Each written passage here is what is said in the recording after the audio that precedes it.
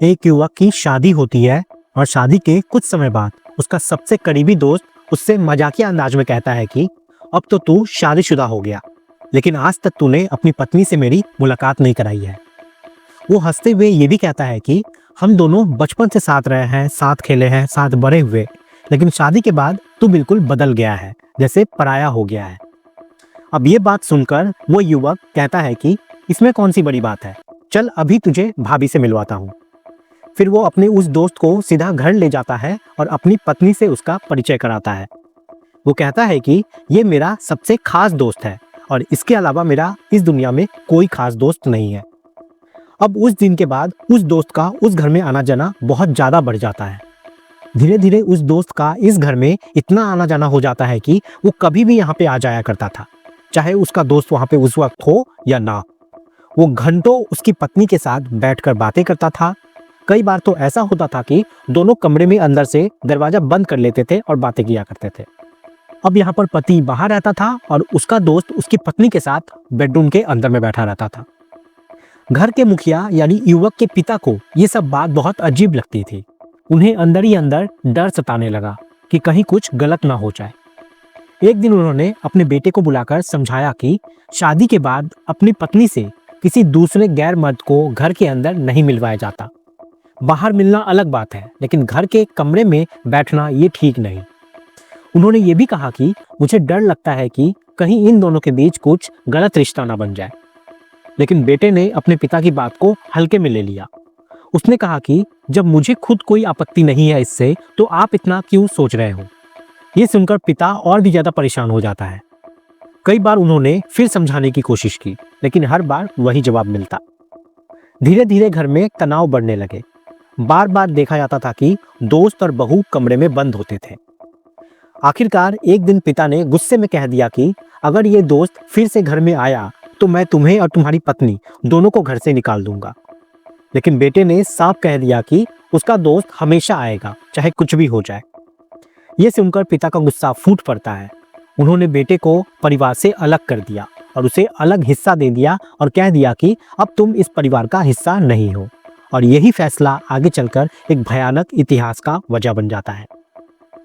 ये कहानी उत्तर प्रदेश के पीलीभीत जिले के गांव पिपरी माजरा की है। तारीख थी 18 अगस्त। सुबह लोग खेतों की ओर जा रहे थे। तभी रास्ते में एक महिला की खून से लथपथ लाश मिलती है। अब ये देखकर पूरे गांव में हड़कंप मच जाता है। लोगों ने जब पहचान की तो पता चला कि ये भजन कौर है, जो करम सिंह की पत्नी थी। पुलिस मौके पर पहुंचती है और जांच शुरू करती है। जब पुलिस उसके घर पहुंची तो वहां का दृश्य देखकर उसके होश उड़ जाते हैं। घर के अंदर 11 लाशें और पड़ी थी, यानी कि पूरा परिवार मारा जा चुका था। और इस खबर से पूरा गांव यहाँ पे हिल जाता है। अब पुलिस ने यहाँ पे आसपास पूछताछ की तो पता चला कि घर का मुखिया नाजीर सिंह जो कि गायब है। बाद में यहाँ पर पूछताछ में पता चला कि वो ट्यूबवेल पर जाकर सोता था। जब पुलिस वहां पहुंची तो वो भी वहां पर खून से लथपथ मरा हुआ मिलता है। वहां खोजबीन में झाड़ियों में एक डरा सहमा बच्चा मिला जिसका नाम परमजीत सिंह था, जिसकी उम्र करीब 11 साल थी और वो डर से कांप रहा था। पुलिस ने उसे संभाला और उससे पूछताछ की। फिर पता चला कि घर की एक बच्ची वीरा कौर भी घायल हालत में छिपी हुई मिली थी और वो भी यहाँ पर बच गई थी। उसके हाथ कटे हुए थे, लेकिन उसने अपनी जान जैसे तैसे भागकर बचा ली थी। उसके बाद पुलिस ने पूरे परिवार की जानकारी जुटाई तो पता चला कि नाजीर सिंह के 4 बेटे थे, मान सिंह, करम सिंह, बलविंदर सिंह और गुरमीत सिंह। जांच में सामने आया कि घटना के वक्त बलविंदर और उसकी पत्नी बाहर थे, लेकिन गुरमीत गायब था और यहीं से शक की सुई गुरमीत पर गहराने लगती है।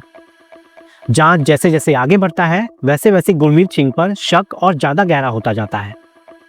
पुलिस को पता चलता है कि यही वो बेटा था जिसने परिवार के फैसले को कभी स्वीकार नहीं किया। उसे इस बात का गहरा दुख और गुस्सा था कि उसके पिता ने उससे और उसके दोस्त लखी सिंह को घर से अलग कर दिया था।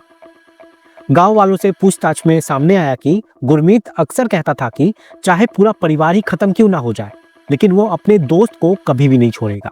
और यही जिद धीरे धीरे उसके मन में नफरत बन गई थी।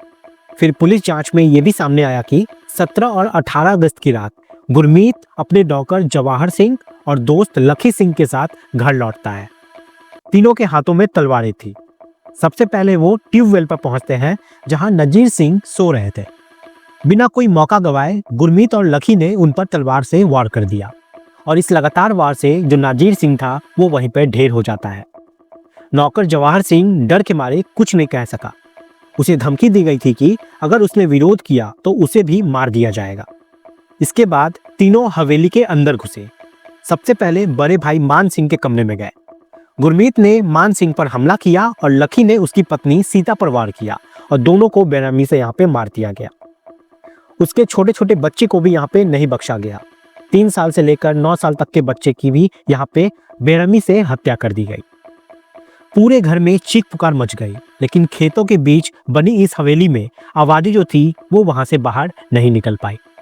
फिर वे करम सिंह के कमरे में पहुंचे और करम सिंह को भी तलवारों से मार दिया गया। उसकी पत्नी भजन कौर जान बचाकर खेतों की ओर भागी, लेकिन पीछा कर उसे भी मार डाला गया। उसके 2 बेटे भी उसी रात मार दिए गए। केवल उसकी छोटी बेटी वीरा कौर किसी तरह अपनी जान भागकर बचा पाई।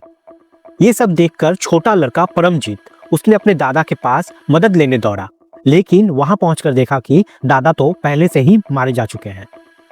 अब वो डर के मारे वहां झाड़ियों में छिप गया। अगली सुबह जब गांव वाले को वो लाश मिली तब पूरे नरसंहार का खुलासा पूरे गांव में हुआ।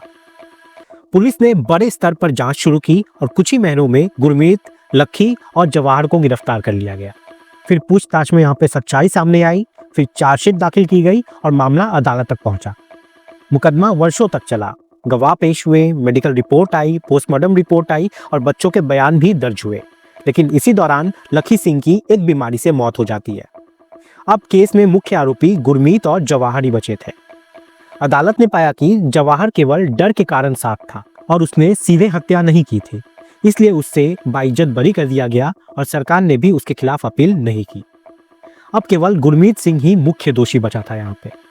निचली अदालत ने 20 सितंबर 1992 को फैसला सुनाया और उसे फांसी की सजा सुनाई।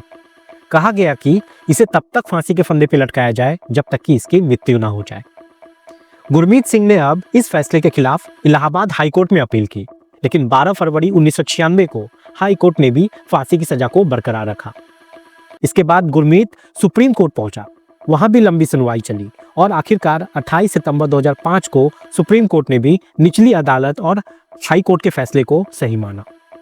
इसके बाद उसने राज्यपाल और राष्ट्रपति के पास गया और दया याचिका लगाई, लेकिन 2013 में उसकी याचिका भी खारिज कर दी गई। इस दौरान गुरमीत को शाहजहांपुर जेल से नैनी जेल भेज दिया गया। इस नरसंहार में जो बच्चा बच गया था परमजीत, वो धीरे धीरे बड़ा हुआ, उसकी शादी हुई, बच्चे हुए, लेकिन अदालत के चक्कर में उसकी ज्यादातर जमीन बिक गई। आर्थिक हालत इतनी खराब हो गई कि वो अपनी बच्चों की ठीक से पढ़ाई तक नहीं करा पाया। एक और बच्ची जो कि वीरा कौर थी वो भी बच गई, जिसकी बाद में शादी हो गई, लेकिन हाथ की चोट जो उसकी उस वक्त लगी थी वो जिंदगी भर उसके साथ ही रही। बलविंदर सिंह के परिवार में भी दुख ही दुख रहा। कभी जो हवेली खुशियों से भरी रहती थी, आज वो खंडर बन चुकी थी।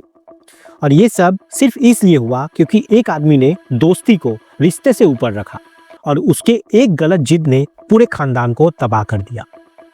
दोस्तों, इस पूरी घटनाक्रम को सुनाने का उद्देश्य किसी को परेशान करना नहीं है, किसी का दिल दुखाना नहीं है, बल्कि आपको जागरूक करना है, आपको सचेत करना है। आपको ये बताना है कि गलत रिश्ते, अंधी दोस्ती और जिद इंसान को हैवान बना देती है। अगर समय रहते सही और गलत की पहचान कर ली जाए तो ऐसी त्रासदी से बचा जा सकता है। आप सब लोग अपना ख्याल रखें, सुरक्षित रहें। जय हिंद, जय भारत।